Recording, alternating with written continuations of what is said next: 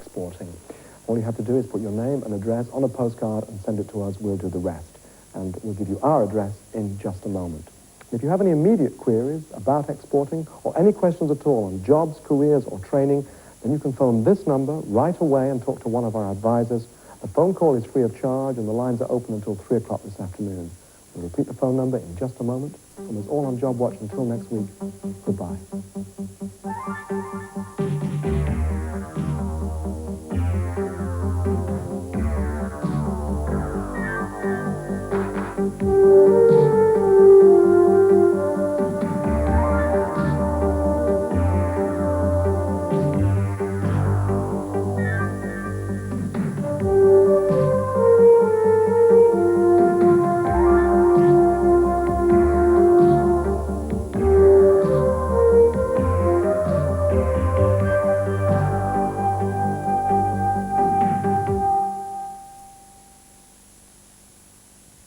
For the free Jobwatch booklet, write to Jobwatch, Granada Television, Manchester M60 9EA. The telephone number for the Jobwatch helpline is 0800 789 100. Lines will be open today until 3 p.m. Your call will be free.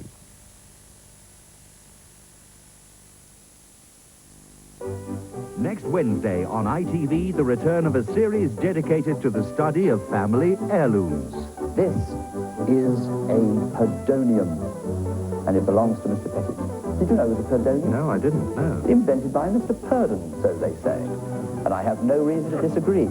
For those of you who don't, like Mr. Pettit, know what a perdonium is, it's a coal box. It's a posh word for the same. The useful, the unusual, and the valuable in a new series of heirloom next Wednesday at 2:30 on ITV. And as we approach midday, we've a lunch date to keep with Susie Quattro down on Gas Street. That's after the break. Mucky devil, my son, look at that grease. You'll have to sling it. Oh, no, Mum. Ariel liquid. Liquid? You want me. It's new over here, but this is how we are doing it in Holland. Pre-treat with Ariel liquid, so it gets to work on the stain even before the wash. He should have married a Lancashire.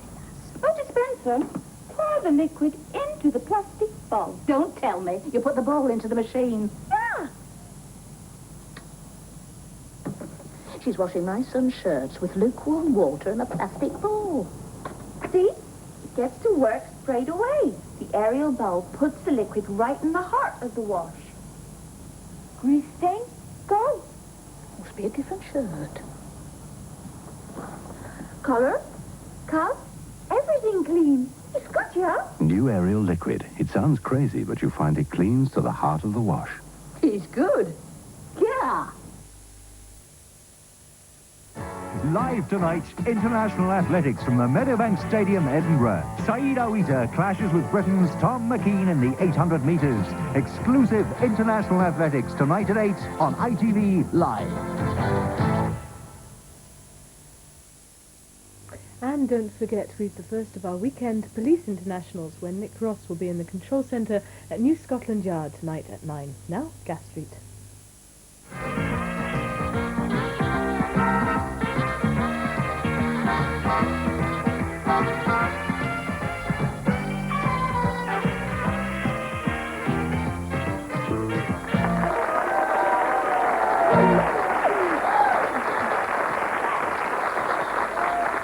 Thank you.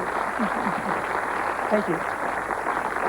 Hi, everybody, and welcome once again to Gas Street and our special Armada edition.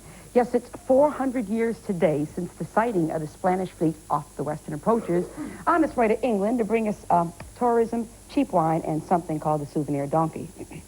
Sighting off the western approaches of Gas Street this morning are Sue Johnston, taking a day out from Brookside, and the immaculately groomed actor, choreographer, director, dancer, and male grooming editor of a brand new magazine for men, Steve Watley. And I shall also be talking to actress Jenny Agutter, who has just returned home from America after a successful Broadway run in Breaking the Code. So, we have Everything But the Girl, and they just happen to be here now with their latest single, I Don't Want to Talk About It. So, they'll sing instead. Ladies and gentlemen, Everything But the Girl.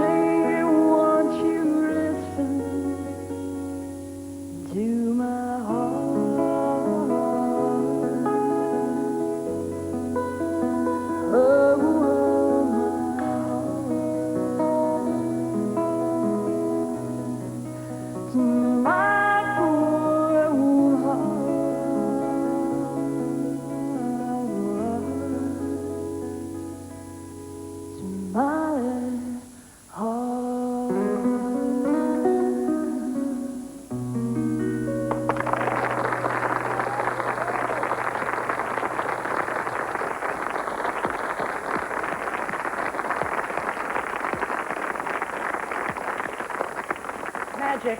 Absolute magic. I enjoyed that very much. Nice singing first thing in the morning, too. Right. Everything But the Girl at number 3 in the charts with I Don't Want to Talk About It. Okay. If you're one of the many millions of fans of the day-to-day life of a small community somewhere in Liverpool, you'll know that my next guest is a superb actress whose on-screen life has had many a viewer reaching for the Kleenex. The community is Brookside, and the person in question is the long-suffering character Sheila Grant. So please welcome Sue Johnston.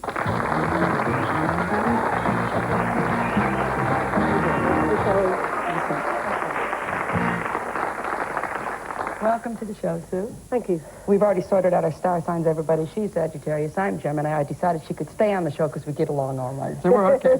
You've got to admit, Sue, that Sheila Grant doesn't really have a lot of laughs on the show. I mean, how do you keep your spirits up during a part like that? Well, I think in a way you have to find the laughs, you know. I mean, it is depressing sometimes if you're churning it out a lot. But we do manage to have a lot of fun. Yeah, so it never kind of carries over into your private life at all? Oh, no. I mean, it's a job. You do switch. the job and you go home to something else. Yeah. Well, you've been on the show for, 6 years? 6 years this summer, yeah. Is it a bit like a family to you now? It is. It's very secure. I mean, it's very safe. Yeah. Probably too safe, I mean, for an actor, really. A bit dangerous to be that well looked after. Yeah. But it's, you know, we know the company and the crew, because we're very isolated. Right. It's a little set in the middle of Liverpool, and there's just us working there, and you get very fond of the people you work with. A couple of years ago, you did one of the episodes concerned rape, didn't it? That's and right. It was in the press a lot and everything. Yeah. Did that influence your viewpoints on the subject? It's a touchy subject, and it must have been a hard part to play as well. Well, I suppose it strengthened them. I mean, my views about rape and how we deal with it. Yes. I've always been very strong. So I was glad to play the role. Very glad. And I'm glad to see EastEnders doing it so well at the same time recently. Yeah. Because it's dear to my heart, and I think as many people who can understand what it's like for a woman to be in that situation, then the better. The more publicity you can bring that subject, the better. Yeah, I agree with that, actually. Definitely. Frightens me. Now, I wanted to ask you if this is a sneaky, any scoops? I mean, yeah, scoops, yeah. Because, but then the press have suggested that you are thinking of leaving Brookside. Yes, the press have, yes. My mother rang up in a terrible state because we read it in the press. Right. And then Brookside rang me when they read it in the press. It's a difficult one because there is a farewell to the close coming up, but I don't really want to say what happens at the end of that. Okay, you can tell me later when the cameras are off. Okay. Now, you were around in the Beatle days, weren't you? You were honorary member of the Cavern Club. Well, I wasn't. That's a press bit. I was an ordinary member of the Cavern Club. I had my membership card, and I lived in there because you could go in for £1 and see the Beatles for 2 hours in the lunchtime. Were you a Beatles fan, a big Beatles fan? Crazy, yeah. Particularly John Lennon's, I mean. He was big, isn't that sad? Yeah. Tragic. But you still go to concerts now as well, don't you? Oh, yeah. Recently, Springsteen twice, and magic. I saw George Michael here at the NEC. Right. And I'm seeing Michael Jackson in Aintree. Oh, you'll love him. I saw him last week. It's great. Oh, absolute magic. I could have watched him forever. Now, you must tell us you've got something very special happening on the weekend, so please tell us about it. Yeah.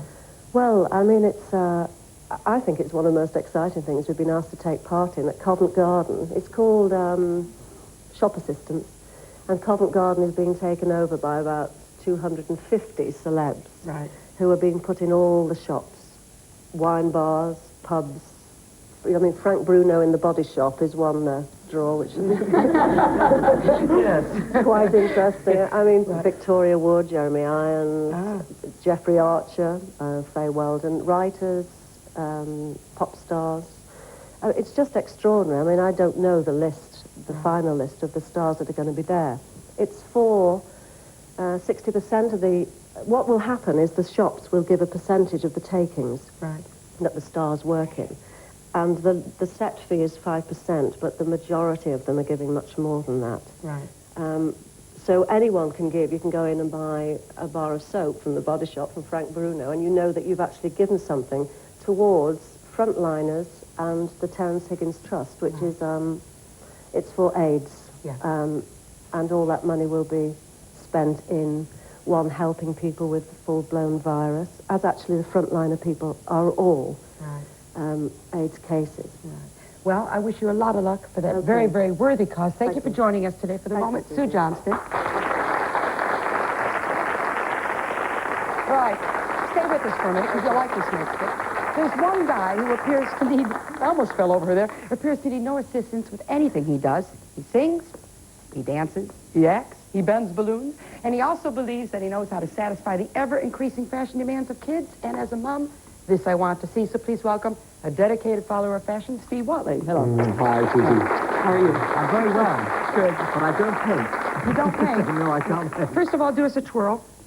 What do you think, everybody? You like that? You like it? I can't paint. It's not mine at all. This is a Carol Waller. She is a new designer that's doing all this painted stuff. Very conservative. Well, yeah. This is the quiet version. You wait to see the loud version. Is this real silk? It's real raw silk, and she paints it with like an artist. I mean, she does lifestyle stuff. So you get a bare room, a white room, and you fill it with hanging silks and walls and curtains and everything. And this is just a little suit she thought I might look nice in. So. Right. Now, you're a bit of a jack of all trades. I mean, you do a bit of everything. And now you're sort of becoming the editor of the grooming for the men's magazine. I mean, I would have thought that was quite a big mountain to climb. It is, but it's something that I was bullied into. Starting off as an actor, everybody thought, right, you must make the best of what you've got. I guess what, he curls his eyelashes. Your eyelashes are curled. Yeah. But unless anyone is this close, they would never ever know. And it's kind of making the most of what you are. I wouldn't like to live with you because we would be fighting for the bathroom. Yes.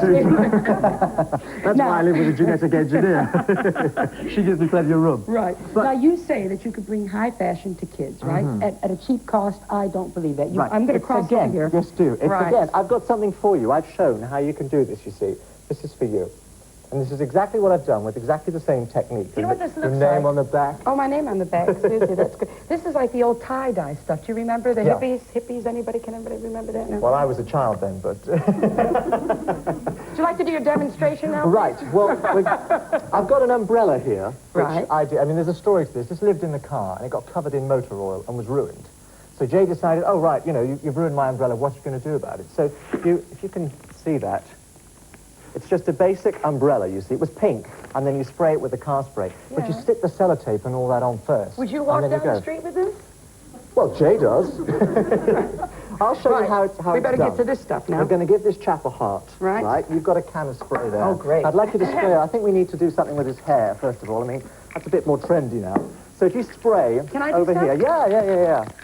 All around these... This is sellotape. It's sort of like a sticky tape. All around the heart. You've got red. We'll have a bit of green. In we go. Susie, come on. We've got a colour.